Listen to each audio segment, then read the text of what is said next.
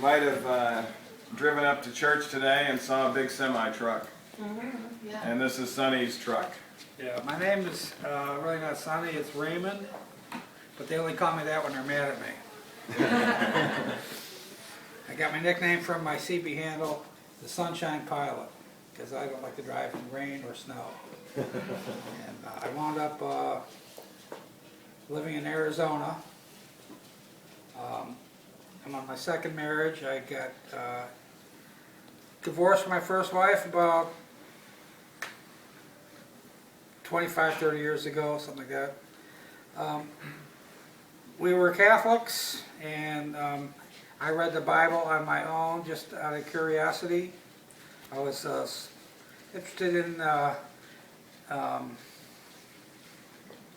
extraterrestrial life and that kind of thing, and the occult, and I was just checking everything out.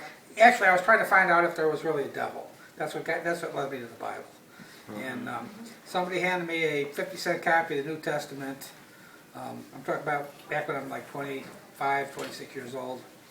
And when I read that New Testament, I had a job working in an oil refinery where I worked at nighttime, just operating a boiler. I had 7 hours of time to myself to read so I could stay awake. So I started reading the Bible.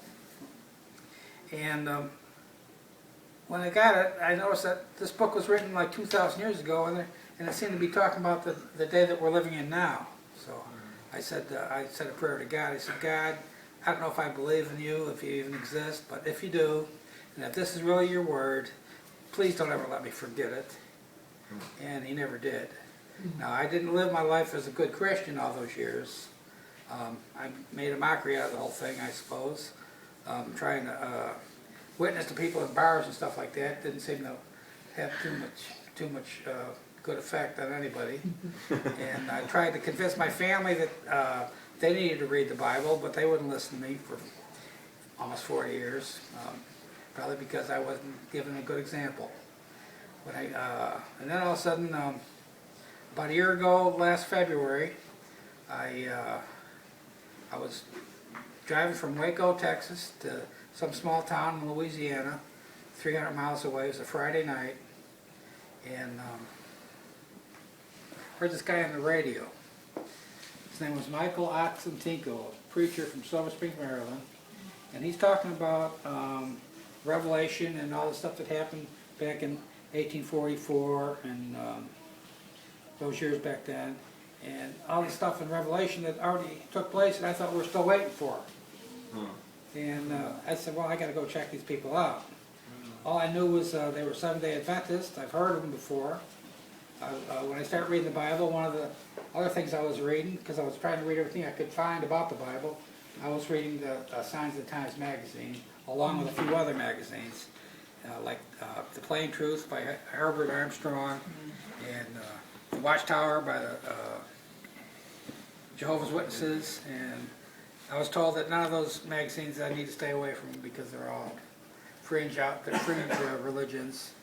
So I kind of forgot about the Seventh-day Adventists, but I did remember the things that I learned when I started reading that stuff, especially about how the Catholic Church kept the Bible hidden away from everybody. Well, that night I decided I'm gonna check out and go to one of these churches. So I pushed it in my GPS. I programmed to find me a Seventh-day Adventist. There were none along my route. So I went to this barbecue joint and figured I'd park for the weekend. There was about an 80-acre lot there, room for trucks, but I was the only truck there. I pulled in. I figured, well, I'm gonna do some research on the internet, find out about the Seventh-day Adventists. And maybe next week I'll go to one of their churches. So I programmed, Googled the Seventh-day Adventists, and I read about a woman called Ellen G. White, and this book she wrote called The Great Controversy. And my wife calls me up the next morning, Saturday morning, or no, Sunday morning.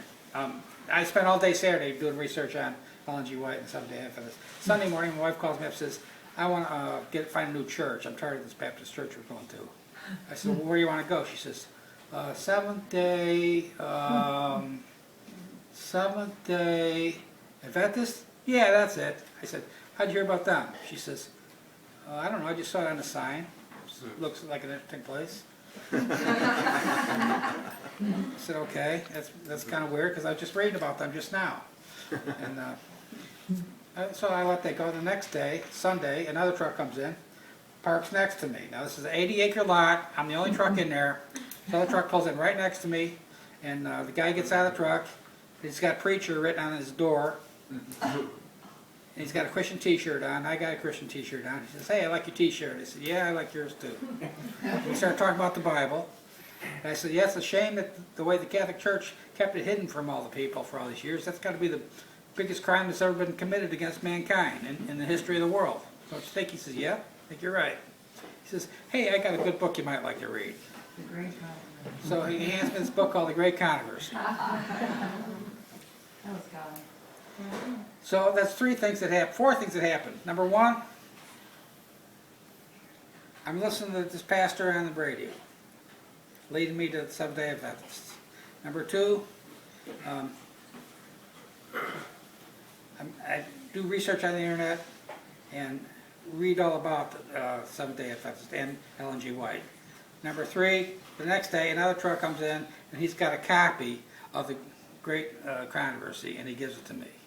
And then my wife says, hey, we need to go check out one of these churches. And she was also doing research on the internet from home, and she said, I heard this woman's a prophet. She says, what's a prophet? So I tried to explain what I could, and she said, well, we'll have to go check them out. And I said, I'm going to do that next chance I get. Next 5 days later, I was... By the way, this truck driver that came up there, you know, first of all, think about the odds of that happening. Exactly. You know, of anyone even having a great controversy in their vehicles, probably 1 in a million. Maybe, maybe less or more than that. And then to have the only other vehicle pull up there 80 acres. on 80 acres and park next to him that has that, and the driver that had it had never read it. Yeah, he never read the book. And he wasn't a And Seventh-day he gave me the book. Adventist. He gave me this book, and I looked at the cover. It Yeah. says Seventh Day. It says The Great Controversy. Here's the book exactly like the one he gave me. I said, wow, I've heard of that. Because the day before I was reading all about it, but I couldn't remember. You know, I just the name stuck to my head. I said, was this written by a woman named Ellen White? He said, I don't know. So I looked inside, I said, E.G. White, yeah, hey, that must be her. Wow. So the way I tell the story is, I would have never heard of these people if this book hadn't fallen out of the sky and hit me in the head. Okay, that's how I normally start this testimony, that's how I describe it, and then I explain what really happened, but I did it backwards today, because I didn't get to... I did this without any time to practice. Anyway, the book had a great change in my life. And the next Saturday, I was in my first church, and I went to Sabbath school, and I told them how excited I was about finding this book. And one of the elders was in the Sabbath school class with me, and he said, would you mind getting in front of the church and telling the story you just told us? So I said, no, I wouldn't mind. So first thing he does is he goes up to the pulpit and says, I'd like to introduce you to somebody. And he calls me up, even before the preacher even showed up. I'm the first guy up there speaking. Well, afterwards there was a potluck dinner. And now keep in mind, I don't know anything about these people. Are they cult or what? And they're serving Kool-Aid at this potluck dinner. So I said, well, God, I'm going to take a chance on this Kool-Aid. I said, everything looks kosher to me from here where I stand. I think you're calling me to come here, so I'm going to trust you and drink this Kool-Aid. A week later, I was in Oklahoma, in the Panhandle, in a town called Guyman. I was on my way to Denver and Salt Lake City, and I found another church. And went there, and they were speaking other languages that I couldn't understand, and I didn't have the gift of speaking in tongues yet. I still don't. But they were Filipinos, and and people from Burma and all that. Okay, I didn't understand the language, and there was like only 2 other white people in the whole place. But I went there, and they led me to another room in the back, which had some English-speaking people, and I went to Sabbath school with them, and then came out. And 3 days later, I asked them for help. I said, I'm just trying to quit smoking. After reading this book, I said, I need to quit smoking. And I promised God that if I could quit smoking, I could give him the money I'm giving Satan for trying to kill myself. That's about 10% of my income. I said, I promised God, I'll give you that money that I'm giving Satan now to try to kill myself, and that'll be my tithe. And sure enough, I quit smoking just like that. Wow. And yes, yes, Were buddy. you driving for Conway then? Yes. What have they said about you taking the Sabbath off? I got a letter in my truck that shows that they approve of it.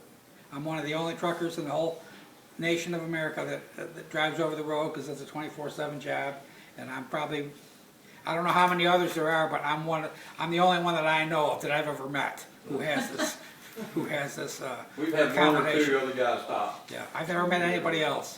The- I know we have another a driver that's a 7-day Adventist working for my company, and he doesn't have it. He works, God, before I got the accommodation, God was making my schedule pretty much so I had most Saturdays off anyway, okay?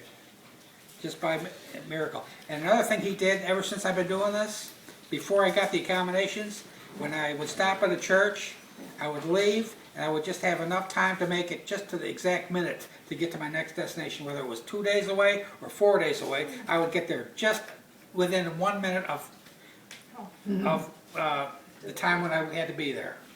So God was telling me, hey, I got your back. Don't worry about it.